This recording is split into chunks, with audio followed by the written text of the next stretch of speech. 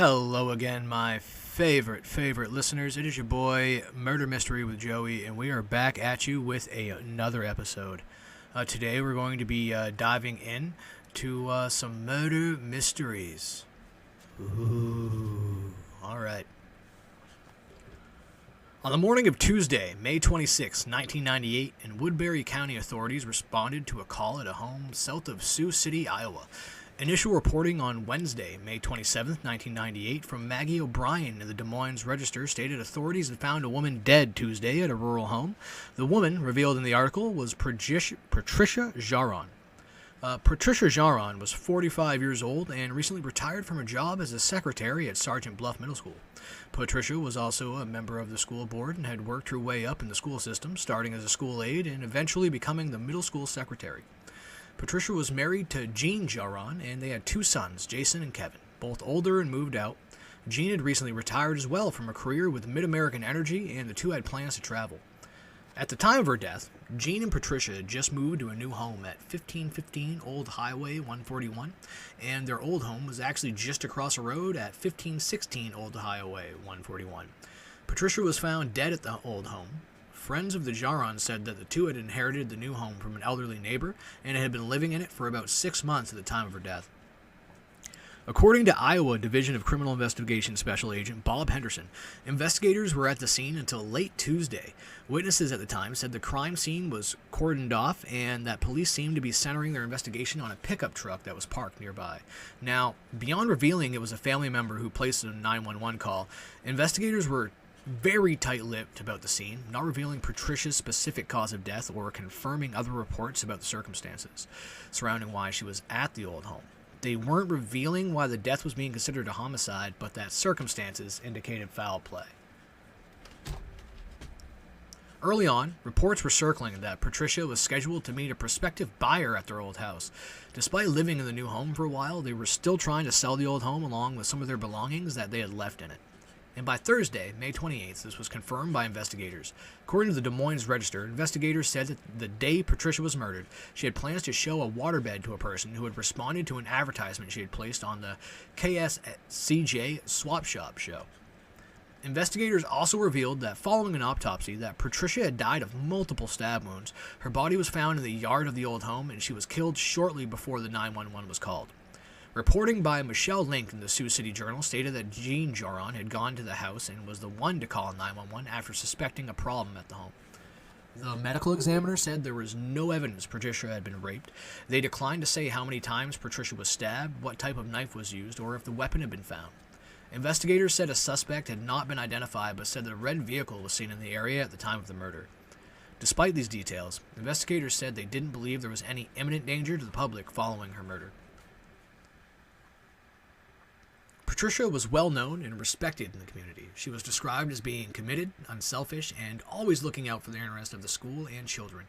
A friend of Patricia's was quoted in the Sioux City Journal as saying it wasn't just anybody that was murdered, she was a wonderful person. The friend added that Patricia had touched the lives of so many children in the school that she was someone the kids trusted and came to for advice.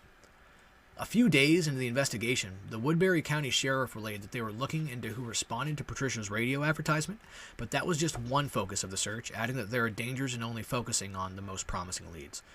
Rolling into June, residents and businesses in the Woodbury County came together. They raised around $6,000 for a reward fund, but investigators continued with few leads and very little new information being released to the public. The Sioux City Journal reported on June 5th that the Sheriff's Department and other area law enforcement agencies continued looking for a red passenger car that was seen at the address during the time of the killing, which they suspected occurred between 9 and 9:45 a.m. On June 13th, the Sioux City Journal reported that investigators still had no new information, but they were waiting for forensic test results to come back that could point them in the direction of who killed Patricia. This article also stated that authorities were considered speaking with a criminal profiler to study the case, but that decision was still a ways off. And on July 30th, Lynn Zerschling reported in the Sioux City Journal that the red vehicle spotted at the scene continued to be the primary focus of investigators. As the article states, it's clear at this point that they still have not identified the driver of the red vehicle or the person who responded to the radio ad. Woodbury County Sheriff Dave Amick said no strong new leads had developed and continued to plead to the public to call in with any information they had. He stated, "We're still looking for a smaller red vehicle which was seen during that time. We're still trying to identify that vehicle," he goes on to say. "There may be people in this community who probably have a suspicion who this may be, but don't think it's important enough. My message today is, even if it seems so remote, please still share that with us. There's no such thing as a bad lead, just some that are better than others." It also was clarified that Gene Jaron found his wife's body in the yard downhill from the home prior to calling 911. Investigators say they've been working with other law enforcement agencies around the country, trying to see if similar murders had occurred, but nothing has come back as being potentially related. He stated that while they have the other leads they're pursuing, the red car is their biggest question mark, and at a minimum, that person might be a good witness or could also be a suspect. Months go by with very little reporting and no new leads, with investigators admitting they have run out of investigative paths. In November, however, in an article written by Jason Clayworth in the Des Moines Register, it was revealed that Woodbury County officials had turned to the FBI for help in solving Patricia's murder. They say they have exhausted all leads and the case has gone cold. Investigators presented the case to the National Center for Analysis of Violent Crime, and after this presentation, a captain with the Woodbury County Sheriff's Department said their review gave them several leads, but all that had been discounted. Another investigator said no profile was made of a suspect. Years go by with very little reporting and no new leads. In 2002, Jim Jenkins reported in the Sioux City Journal that authorities would be reviewing Patricia's unsolved murder. The Woodbury County Sheriff's Office and the Iowa Division of Criminal Investigation said they planned to re-interview witnesses and information, hoping new information would turn up. Sheriff's Deputy David Fox said at the time, "We'll see if there's anything we might have missed.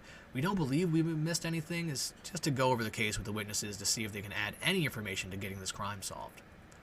Fox said, "Has not run out on the investigation," he said. "I think with the right information, time is not going to matter. A good lead could still be developed. If anything came from the 2002 review of the case, I wasn't able to find it in my research."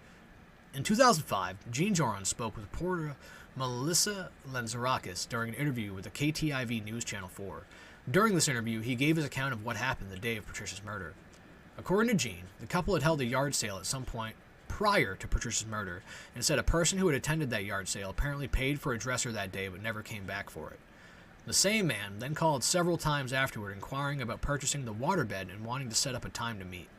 Gene said the man had told him he worked at an area packing plant and that the phone calls the guy made were traced to a payphone near a local convenience store. Gene alleges that Patricia went to the old house at the time she had scheduled with this person and that she was the only supposed to be gone for a few moments. Gene said that from his home across the highway, he could see a red car and believed it belonged to the person looking at the waterbed who would eventually kill his wife. Gene goes on to say that when Pat didn't return home, he went over to the old house to check on her. When he arrived, he said he found the waterbed covered in blood. Gene is quoted as saying he'd hit her in the head, knocked her down, and tied her up. She still had the twine on her one arm, but she got loose. He started stabbing. She got out the basement door, and she ran out to the yard, and he must have stabbed all the way out. Gene said he found Patricia's body over an embankment and that all he could do was hold her. He claimed the stabbing had been so forceful that the knives had broken off in her chest. Gene called 911 at 10:52 a.m., according to the medical examiner. Patricia had died sometime shortly after 9 a.m. I haven't found any articles with comments from the investigators on Gene's version. His comments about a yard sale and that person calling back multiple times are not mentioned in any of the other articles on the case. The only mention is that someone called responding to a radio ad Patricia had put out, which Gene doesn't mention in his account. I have not read any statements from investigators on the extent to which Gene himself was investigated for Patricia's murder. But it's safe to assume he was investigated. Investigators called the murder savage and personal in nature, indicating the victim likely knew her killer. In 2015, the Iowa Cold Cases Facebook page made a post on the 17th anniversary of Patricia's murder, and from the tone of the post, it seems clear they are suspicious of Gene. They highlight that Gene appears to be the only witness and the person who saw the red vehicle, and that was the main focus of the investigation, and that a girlfriend Gene had after Patricia died left him because she was afraid of him. The post says that he had threatened her after the breakup by bringing a photo of her to her place of employment, and the photo was full of holes from a shotgun blast. I rely on news articles and never social media when researching a case, but the Iowa Cold Cases organization is run by a well-known journalist in Iowa, Jody Ewing, who helped stand up the most recent Iowa Cold Case unit. So I do consider their post to be more reliable, though they did not include sourcing on that specific one. Gene Jaron passed away in 2012. He always believed someone in the area knew what happened. If you may have any information on the murder of Patricia Joron, please contact the Woodbury County Sheriff's Office at 712-279-6010 or Crime Stoppers.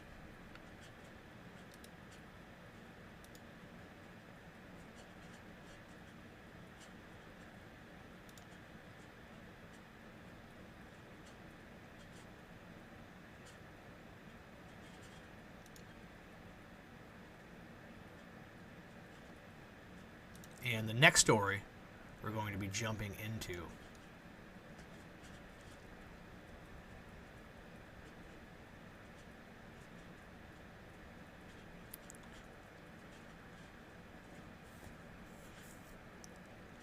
On the 15th of August, a decomposing body had been located in a wooded area near the Wiltwyck Cemetery behind Pine Grove Avenue in Kingston, Ulster County, New York. The victim had died days to weeks prior, and the cause of death was a gunshot wound to the head. One of the sources says that the death was a suicide, that the gunshot was self-inflicted, but other more official sources did not specify that. The deceased was a male, white, about 30 to 50 years in age. He was 6'1" and about 180 pounds. He had brown hair, but his eye color couldn't be identified. John had an appendectomy scar described as an oblique linear scar measuring 4.5 inches by 1/4 inch, present in the right abdominal quadrant. He also wasn't circumcised.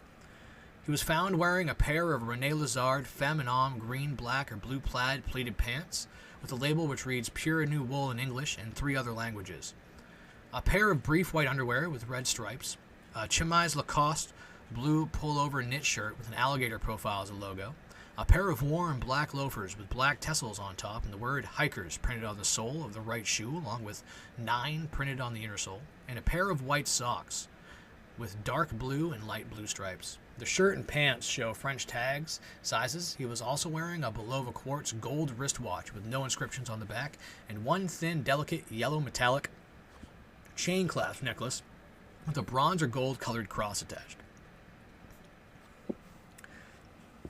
The most intriguing clue that was found with John Doe was certainly a wallet made out of soft, sturdy black leather, seemingly of good quality. Inside it, a 1988 Commerzbank calendar, along with a photo which showed a white man with long, wavy brown hair wearing a green sweater. In his arms, he was holding up an infant of undetermined gender. The child held a red plastic spoon in their mouth and had a bib on their chest. The scans of the photo are available in the linked sources. However, it's important to mention that it was never proven without a doubt that the man in the photo and the John Doe are the same person. It's possible, but can't be said for certain. Due to different factors, it's believed that he might have been European. Commerzbank was a bank that existed in 1988 and still exists today. Back then, however, it operated mainly in Germany, UK, Japan, and France. It's a bank that primarily deals with private accounts. The brands John Doe was in are typical for someone who was a member of upper middle class in Western Europe at the time. French labeling suggests that clothes were bought in France, as labeling had been standardized in Europe in 1988. René Lazard, not Lazard, the brand that produced the pants John was wearing, was a German one and sold pretty much there. The Belova brand, which made the watch, is American, but there were some limited releases in West Germany in the 70s and 80s. The shoes might actually be in UK size 9, which is a USA size 10. Given all that, it's likely that John came to the U.S. from West Germany, specifically Bavaria, Rhineland, or NRW, given their large population of Catholics, which would explain his cross necklace. Other popular suggestions is that he was Italian, but I wouldn't really discount any part of Europe. What seems most likely is that John lived in Western Europe before he came to the U.S., but could originate from any part of it.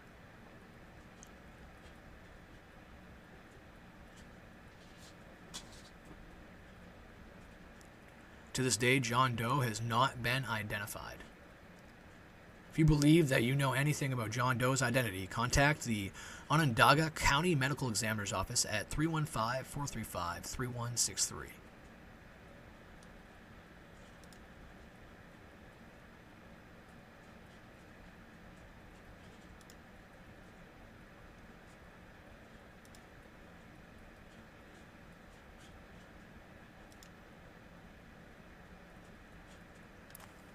On a warm spring night in May 1985, a motorist driving along the Connecticut Turnpike near Westport, Connecticut, called emergency services to inform them of what he believed to be a brush fire in the woods near the highway. Once firefighters arrived, however, they realized that much more than the underbrush had been set ablaze. The body of a woman, still smoldering, lay in a pile of flaming tires with her hands and feet cut off. Investigators estimated the woman had been dead for mere hours, viciously murdered by way of a fatal head injury.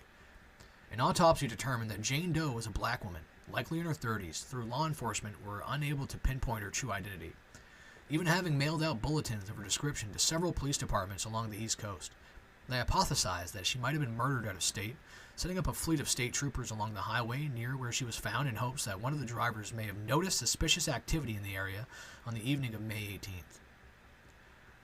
Though there were several initial tips, none got the Connecticut State Police any closer to solving Jane Doe's case. With no more leads to either Jane Doe's identity or who may have killed her, her case did go cold. Fortunately, a newly minted partnership between Connecticut's chief medical examiner and Othram, a company specializing in forensic-based genetic sequencing, produced a complete DNA profile for the woman only known as Westport Jane Doe in early 2023.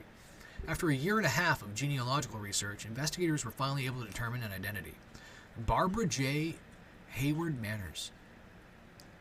Born in 1951, Barbara was 33 years old and living in the New York City borough of Brooklyn at the time of her death.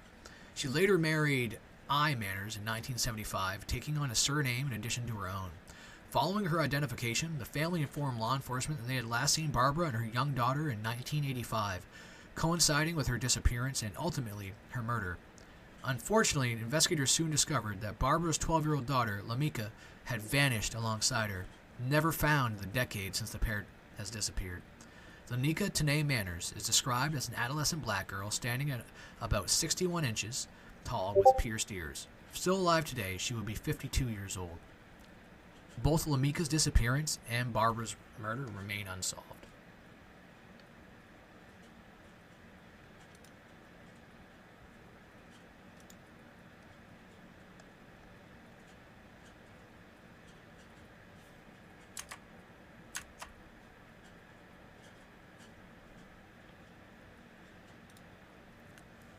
The disturbing case of the Batman rapist. The Batman rapist is the name given to an unidentified serial rapist in England who committed at least 17 sexual attacks against women in the city of Bath between 1991 and 2000. Dubbed Operation Eagle, his case is the longest-running serial rape investigation in Britain, but as of today, he has never been caught or identified and has eluded law enforcement for over 30 years. The nickname, Batman Rapist, was chosen as a result of a baseball cap featuring the Batman logo being left behind at the scene of one of his crimes. It's commonly believed by police that the attacker has intimate geographical knowledge due to almost all of his attacks taking place in a very specific hunting ground within the city of Bath, with the only exception being the abduction and rape of a 19-year-old near Bristol in 1996. His crimes were always carried out in the dark winter months, with women of all ages being targeted. However, in May 2000, he attempted to carjack a 26-year-old while her 7-year-old daughter was in the vehicle. He would target lone women who had just returned to their cars, abducting them at knife point, making them drive to secluded areas in the south of the city before raping them. In almost every instance, he would remove his victims' underwear and rip their tights during the assault, but then force them to get dressed again afterwards and drive back to the area from which he abducted them. Numerous victims described the man as wearing completely black clothing and a baseball cap, being of slim build and around 5 feet 9 inches tall. He was clean-shaven, had blue eyes, and a recognizable scar below his bottom lip. Interestingly, he had long periods of apparent inactivity between assaults, including a 3-year gap between October 1991 and November 1994, and then a further 2 years of no activity until June 1996. However, police strongly suspect that he continued to attack women during those periods. It was theorized that the perpetrator might be someone who has only visited the city occasionally, such as for work, or that he was in a relationship during these periods of inactivity. His attacks predominantly took place between 6 and 8 p.m. or 1 to 3 a.m., and it was considered that he could have convictions for car-related crimes because of the ease of which he breaks into vehicles. The case was actually featured on the BBC show Crime Watch. In January 2000, featured an appeal from Avon and Somerset Police for information. This appeal was successful as 6 previously unknown victims would come forward. Callers also provided the names of 4 potential suspects, including the son of a British diplomat. In October 2000, over 25,000 leaflets were distributed to households in Bath, asking women to complete a checklist for potential suspects who met the physical description of the attackers, as well as those with a tight fetish or people who aroused suspicion by unexplained absences early in the morning. In January 2001, improved forensic techniques were able to isolate the attacker's DNA fingerprint. This was then run against over 2,000 men whose names had come up during the investigation, but this didn't yield any matches. Whilst the Batman rapist was known for sexual assaults, it's considered that he might have been involved in the 1996 murder of Melanie Hall, who was a 25-year-old British woman who vanished after a night out in Bath on June 9, 1996. Her skeletal remains were discovered on October 5, 2009 by a motorway worker who was clearing a patch of vegetation and stumbled upon a bin bag containing a skull, pelvis, and thigh bone. Additional searches found the remainder of her body buried and spread around different areas of the field beside the motorway. A few hours before Melanie was abducted, the Batman rapist had attempted but failed to abduct a woman at knife point in the same part of the city, leaving her wounded after she fought back and escaped. Police haven't ruled out his involvement in Melanie's case due to his violent nature and the proximity of the two events. As of today, the case has never been solved and the identity of the Batman rapist remains unknown. The investigation is still ongoing and remains active. However, after 30 years of evading capture, it has effectively gone cold and was described by DI Paul James as one of the most complicated and protracted investigations that the force has undertaken. Unfortunately, it seems that unless a DNA match is found or other new evidence comes to light, this case will also remain unsolved.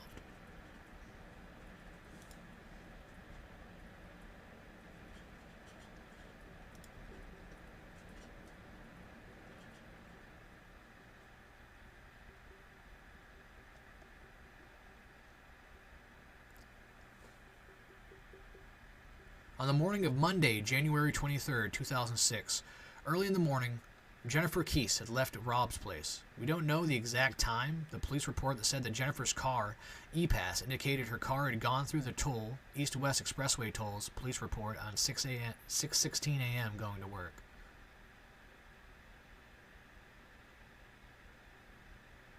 Within the area of Fort Lauderdale, Florida.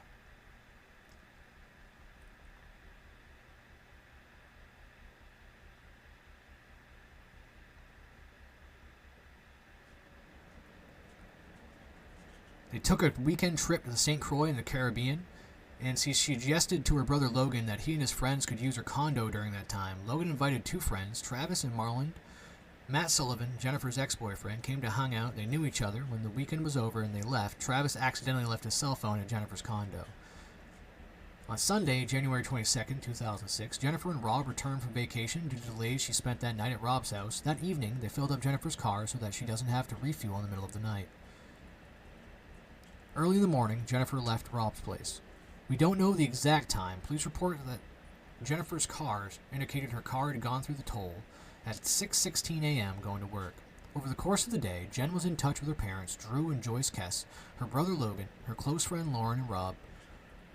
Logan let her know Travis left his work phone at Jennifer's condo. Jennifer said she would mail the phone from work Tuesday morning. Her mother Joyce said Jennifer shared every detail about the trip and she was on a cloud. She was seen leaving work around 6 p.m. The E-Pass indicated her car had gone through the toll returning from work at 6:16. Later that evening, just before 10, Jennifer talked to Rob on the phone. She told him she was in bed, both had a long day, and both were tired. They had a minor disagreement as both of them were struggling with the long-distance relationship. As a side note, Jennifer's condo had poor reception and she had a cell phone and a landline. On the night of January 23rd, across the street from her condo complex at a bar called Blue Martini, Jennifer's condo, Jennifer's ex-boyfriend, Matt Sullivan, is drinking and clearly intoxicated. Matt did not live anywhere near there. He lived by the University of Central Florida, about 25 minutes away from the Blue Martini. As we remember, Matt spent the weekend with Jennifer's brother at Jennifer's condo. There's a chance he knew when she'd be coming home. Matt didn't go into work the following day, Tuesday, January 24th. According to Jennifer's family, when Jennifer broke up with him, he took it very hard. He did not want the relationship to end. January 24th, around 7:30, 8 a.m., Jennifer would have likely been leaving for work at this time. Jennifer always contacted Rob before work and woke him up, or at least text him. But then I woke up that day, and there was nothing. Two witnesses said they saw a dark Chevy Malibu driving erratically near the exit to Mosaic at Millennia Conray Road.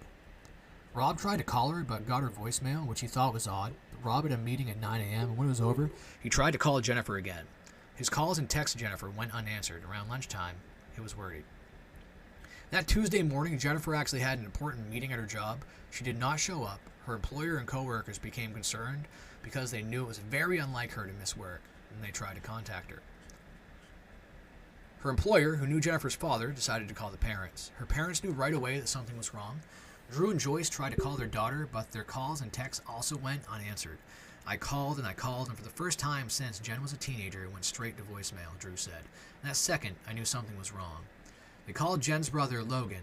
Logan called his friend Travis, and the four of them drove from Bradenton, Florida to Jennifer's condo in Orlando. On the drive down, Drew called the building manager, not sure about the time, some say around noon, at her condominium to check for her car. Her black 2004 Chevy Malibu was gone. They gave two managers permission to go inside her condo to check for anything unusual. The door had been locked and nothing was out of the ordinary for someone who had gotten ready for work that morning. 1.2 miles from Jennifer's home, surveillance cameras at an apartment complex, Huntington on the Green, record a person parking her car, sat in the car for 32 seconds, and then walked away. The direct video camera aiming at the walk route was on a time lapse and the tape rather kind of poor quality. The timestamps on the surveillance videos are 1 hour ahead of the actual time that these events were happening. However, when the point of interest leaves camera 2 parking lot and enters camera 3, 20 seconds are missing. The blind spot is about 100 feet. The Metropolitan Bureau of Investigation agent Bill Moore's report says that Jennifer's car had not passed through the east or west tolls after she returned home on the evening of January 23rd. Jennifer's co-worker named Johnny Campos arrived at work late around noon. He seemed agitated despite being married. Co-workers claimed that Campos openly expressed a desire for a relationship with Jennifer. She had rejected his advances. Logan and Travis arrive at Jennifer's condo at Mosaic and Millennia. Around that time, near Jennifer's parking spot, there was a white van. There were two maintenance workers sitting in the van. Logan tried to speak to them, but they weren't paying attention to him. Logan found another maintenance guy, but same result. The head maintenance guy, Penesamami Matele, Ben, was called over. He was shading, rude, and sketchy. Drew and Joyce arrive at Mosaic and Millennia. Jennifer's luggage from her trip was still in the front hall, untouched. There were no signs of struggle or forced entry. Her purse, keys, cell phone, and iPod, which family members said she always kept with her, were missing. Shower corners and walls were wet. There was still water in the corners behind her shower bottles. The towel was wet. Underwear and t-shirt she wore in the bed the night before were on the bathroom floor. Hair and makeup items on the bathroom sink. Jennifer wore both eyeglasses and contacts. The contacts were out of contact case and her eyeglasses were left behind after she had left for work. Clothes laid out on her unmade bed like she used to do when choosing her outfit for work. Jennifer's parents contacted the police, but they showed no concern for the missing female. Robin informed the police that they had a minor disagreement the night before. That was enough proof for the police that Jennifer had run off. Due to the lack of interest from the Orlando Police Department, Jennifer's family and friends began handing out their own flyers. Her parents began reaching out to local hospitals and spoke to as many people in their daughter's condo complex as possible. During that afternoon, Jennifer's condo served as a base for her family and friends as they searched for her, so her apartment was never even processed for fingerprints due to too many people. Drew Kest told police that he was in contact with some family and friends employed in international security and law enforcement in different jurisdictions, and he was told the scene should be processed and known prints and samples could be eliminated from any unidentified. January 24th, 2006, between 5 and 7 p.m., or maybe a little later, the Orlando Police Department has officially began an investigation into Jennifer's disappearance. Seeing Jennifer's car on the news, Larry Maynor, a tenant of a Huntington on the Green complex, informs the police that it had sat abandoned in front of their apartment for several days.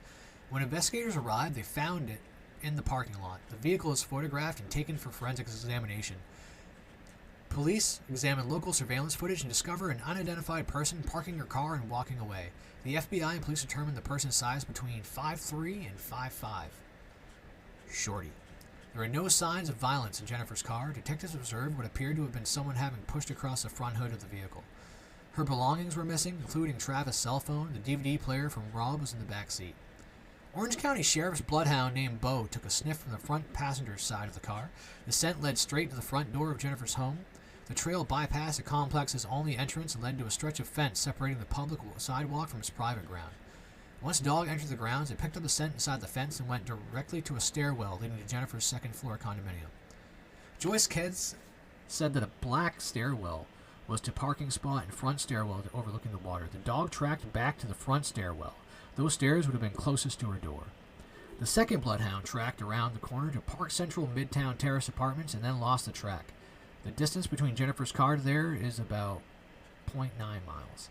Her boyfriend and family were immediately ruled out as suspects, and police quickly focused on the many day laborers who were working in her condominium. Aaron Helfert, property manager, informed that 3 of the workers spoke English and only 4 spoke Spanish. From what I've read over the years, I've got the impression that there were dozens of workers, but no, only 7? Police did not have a Spanish-speaking officer at the time, so they only talked with who spoke English and advised they would schedule another day for the workers who only spoke Spanish. Aaron Helfert advised that all of her workers were working the day of Jennifer's disappearance. The police first interviewed Pensamani Matele, as known Ben, who resided at the time at 5709 Ridgeway Drive, Orlando, Florida. He stated he had been to Jennifer's condo one time with a work order. He had no knowledge of her disappearance or her location. He had not heard anyone working with them say anything about harassing her or wanting to harm her. He went to her apartment with another maintenance person named Virgilio Ramos. He admitted he had a criminal history but did nothing to harm anyone. He stated he worked Monday and Tuesday and had not seen her on either day. Ramos was living and working in Jennifer's condo complex. Despite there were only 7 people working there, law enforcement did not question Ramos until 2008. The first week of the investigation, a crime line tip had come in saying a person known as Ramos is involved in this. For some reason, the tip was not investigated. March 18, 2009, Virgilio Ramos was interviewed by Orlando Police Department while in prison. His adjudication date was September 11, 2008. He's a sex offender and the victim was a minor. The detective had a source who used to be a housekeeper in the complex. When the detective showed her that picture of Ramos, she said, "That looks like him." Ramos was then asked about the pictures, the ones that the housekeeper said may have looked like him. "Is there any reason why somebody would say that was you?" "No, not really." He did the polygraph and passed. A woman who lived at Jennifer's complex claimed that Ramos often approached her in the parking lot late at night when she returned home from work and made her feel uncomfortable. Another woman who moved in the complex just weeks after Jennifer disappeared had a different opinion of Ramos. She remembered him being fun and friendly. She says she was never suspicious of him until one day, months after Jennifer vanished, when Ramos suddenly disappeared and moved out of the complex in the middle of the night. At first, she didn't reach out to police. She sat on it for a little bit, and it just ate away at her, so she called the crime line and told them and took her statement. No one ever followed up with her.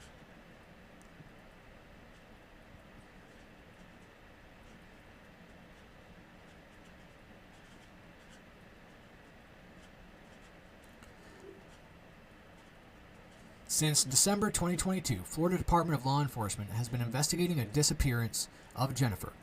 January 24th, 2025, in a statement to Fox 13, the Florida Department of Law Enforcement said, "As today marks the 19th anniversary of Jennifer Kess's disappearance, Florida law enforcement continues to actively investigate her case. Since we took the lead investigating Jennifer's evidence from the Orlando Police Department and worked hundreds of hours not only re-examining the past investigation, but also developing new avenues that need to be explored to help bring answers to Jennifer's parents and loved ones. Agents also established a tip email address and traveled across the country to include Texas, Utah, and California. Every day, we keep Jennifer and her family in our thoughts and prayers. We also encourage the public to help. Just one piece of information may help. We urge anyone with information about Jennifer Kess's disappearance to call our Florida Department of Law Enforcement Orlando office at 407-245-0888.